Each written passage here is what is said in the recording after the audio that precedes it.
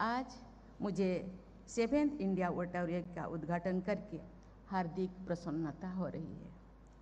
मुझे खुशी है कि 5 दिनों तक चलने वाले इस आयोजन में देश विदेश से आए विशेषज्ञ जल जैसे समसामयिक मुद्दे पर चर्चा करेंगे और इसके संरक्षण के उपाय सुझाएंगे। मैं इस महत्वपूर्ण आयोजन के लिए जल शक्ति मंत्री श्री गजेंद्र सिंह शेखावत जी, उनके सहयोगियों और उत्तर प्रदेश सरकार की सराहना करती हूँ। जल के बिना किसी भी जीवन की कल्पना असंभव है। भारतीय सभ्यता में भी, जीवन में और जीवन के बाद की यात्रा में भी जल का महत्व है। आप लोगों में से ज़्यादातर लोगों ने ऋषि भगीरथ द्वारा पवित्र गंगा की जमीन पर लाने का ये नदी का कारण सुना होगा। आपने पुरखों को मोक्ष दिलाने के लिए उन्होंने तपस्या की और गंगा नदी का पृथ्वी पर अवतरण हुआ। विज्ञान के इस युग में ये कहानी भले ही मिथक लगे, पर इसका सार है जल का हमारे जीवन में महत्व। भारतीय सभ्यता में पानी का दैव रूप में जाना जाता है। ऋग्वेद में लिखा है, या आप दिव्या उतो वा स्रवंती खनित्रमा उतो वा याह सोयोजाह समुद्रार्था याह शुचोयो पावकास्ता आप देवीरीहो मामवंतु। अर्थात जो जल अंतरिक्ष से उत्पन्न होते हैं, नदी के रूप में बहते हैं, जो खोदकर निकाला जाते हैं अथवा जो अपने आप उत्पन्न होकर सागर की ओर गति करते हैं, जो दीप्तियुक्त पवित्र करने वाले हैं, ये देवी रूप जल यहाँ हमारा रक्षा करे।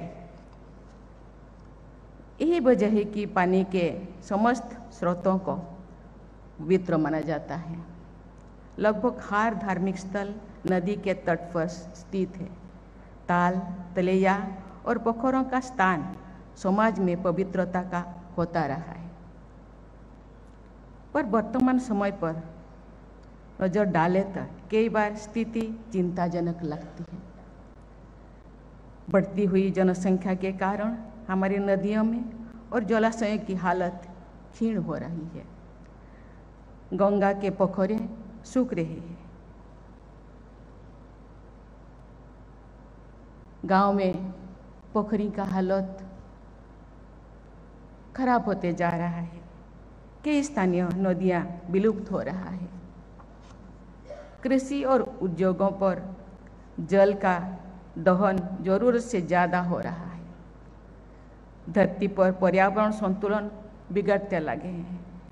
मौसम का मिजाज बदल रहा है और बेमौसम अतिवृष्टि आम बात हो गया है।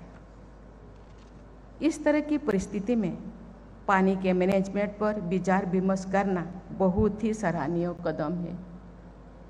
इसके कई पहलू हैं। मिसाल के तौर पर कृषि क्षेत्र में विविधता के साथ ऐसे फसलें लगाई जाएं जिसमें पानी की खपत कम हो। गुजरात का सौराष्ट्र क्षेत्र अपने भौगोलिक स्थिति के कारण जल अभाव क्षेत्र था। 20-25 साल पहले महिलाओं द्वारा सिर पर घड़ा लेकर पानी लाना एक आम दिनचर्या थी। शहरों में वाटर टैंकर्स द्वारा पानी की सप्लाई होती थी। पानी माफिया का बोलबाला था। आज ये सब इतिहास बन गई है। सौजन्य योजना वहाँ पानी के मैनेजमेंट का उत्कृष्ट उदाहरण है। अन्य कई राज्यों ने भी इस तरह के फसल प्रयोग किए हैं। देवियों और सज्जनों, मुझे ये जानकर प्रसन्नता हो रही है कि इस वाटर वीक के दौरान जल से जुड़े विभिन्न विषयों पर सेमिनार और अन्य कार्यक्रम आयोजन किए जाएंगे, जिनमें न सिर्फ जल संरक्षण बल्कि पर्यावरण, कृषि और विकास से जुड़े अनेक पहलुओं पर भी चर्चा होगी। ये मुद्दे सिर्फ भारत ही नहीं बल्कि पूरे विश्व के लिए प्रासंगिक है। जल का मुद्दा राष्ट्रीय सुरक्षा से भी जुड़ा हुआ है, क्योंकि उपलब्ध फ्रेश वाटर का बहुत बड़ा हिस्सा 2 या अधिक देशों के बीच में फैला हुआ है।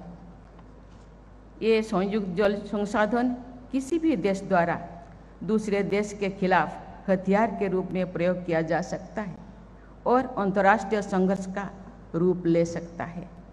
इसलिए जल संरक्षण और प्रबंधन में अंतर्राष्ट्रीय सहयोग का भी आवश्यक है। एक खुशी की बात है कि डेनमार्क, फिनलैंड, जर्मनी, इस्राएल और यूरोपियन यूनियन इस आयोजन में भाग ले रहे हैं। मुझे आशा है कि इस मंच पर विचारों और टेक्नोलॉजीज के आदान प्रदान से भी सभी को लाभ मिलेगा। देवियों और स्वजनों, आने वाले वर्षों में बढ़ती हुई जनसंख्या के स्वच्छ पेयजल उपलब्ध कराना बहुत बड़ी चुनौती है। पानी का मुद्दा बहुआयामी और जटिल है, जिसके समाधान के लिए सबके प्रयास की जरूरत है। जल शक्ति मंत्रालय इस कार्य को लेकर संकल्पबद्ध है।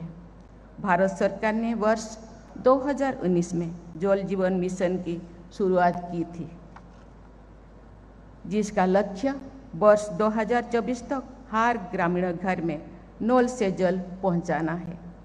आपको ये जानकर खुशी होगी कि जल जीवन मिशन के प्रारंभ के समय देश में जहां केवल 3 करोड़ 23 लाख ग्रामीण घरों में नल से जल की आपूर्ति होती थी, वही अब करीब 10 करोड़ 43 लाख घरों में नल से जल की आपूर्ति हो रही है। इस मिशन से गांव के लोगों को स्वच्छ पानी पीने के लिए मिल रहा है, जिसके जल जनित बीमारियों में भी उल्लेखनीय कमी आई है।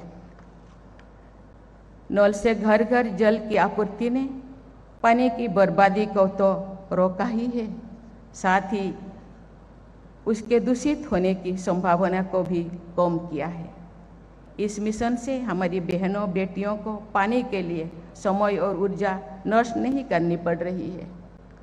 महिलाएं अब इस ऊर्जा और समय को अन्य रचनात्मक कार्यों में लगा पा रहे हैं।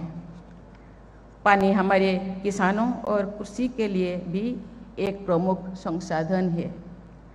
एक अनुमान के अनुसार हमारे देश में जल संसाधन का करीब 80% कृषि कार्यों में उपयोग किया जाता है। अतः सिंचाई में जल का समुचित उपयोग और प्रबंधन जल संरक्षण के लिए बहुत ही महत्वपूर्ण है।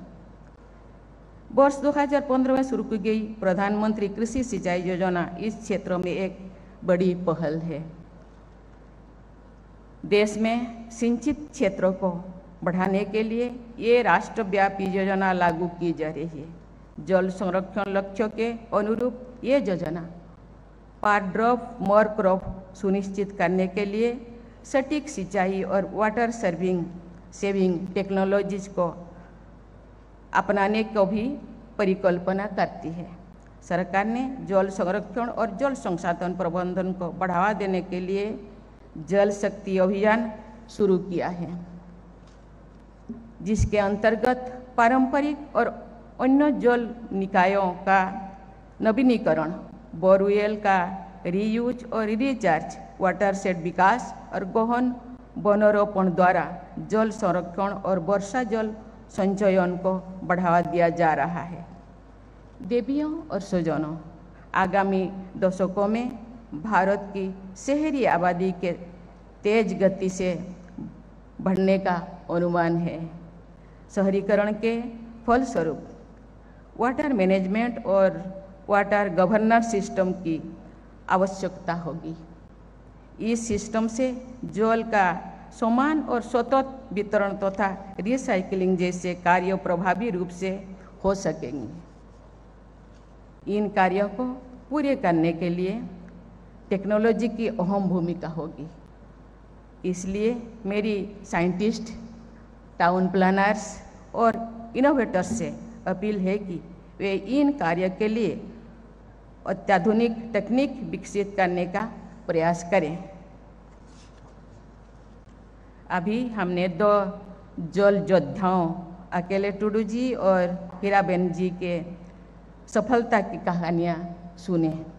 जिस प्रकार अकेले टुडू जी ने अपने क्षेत्रों में तमाम बाधाओं को पार करते हुए तालाबों का निर्माण किया और कृषि तथा किसानों के जीवन को बदला है। ये प्रेरणादायक है, इसलिए उनको बहुत बहुत धन्यवाद देती हूँ। इसी प्रकार हीराबेन जी ने जल संरक्षण और उसकी गुणवत्ता में सुधार के लिए उत्तम प्रयास किए हैं। इनके जैसे और भी असंख्य लोग हैं जो जल और पर्यावरण संरक्षण में सराहनीय योगदान दिए हैं। हम सब जानते हैं कि जल सीमित है और इसका समुचित उपयोग और रिसाइकलिंग ही इस संसाधन को लंबे समय तक बनाया जा सकता है। इसलिए हम सबका प्रयास होना चाहिए कि इस संसाधन का मितव्ययता के साथ उपभोग करें, इसके दुरुपयोग के प्रति खुद भी जागरूक रहे और लोगों को भी जागरूकता बनाए। मुझे उम्मीद है कि इस 7th वाटर वीक के दौरान विचार मंथन से जो अमृत निकलेगा और इस पृथ्वी के और मानवता के कल्याण का रास्ता होगा। मैं आम लोगों, किसानों, उद्योगपतियों और विशेषकर बच्चों से ये अपील करूंगी कि वे जल संरक्षण को अपने आचार व्यवहार का हिस्सा बनाएं, क्योंकि ऐसा करके ही हम आने वाली पीढ़ियों को एक बेहतर और सुरक्षित काल देख सकेंगे। इसी के साथ ही आप लोगों को बहुत पुनः बधाई, धन्यवाद। जय हिंद, जय भारत।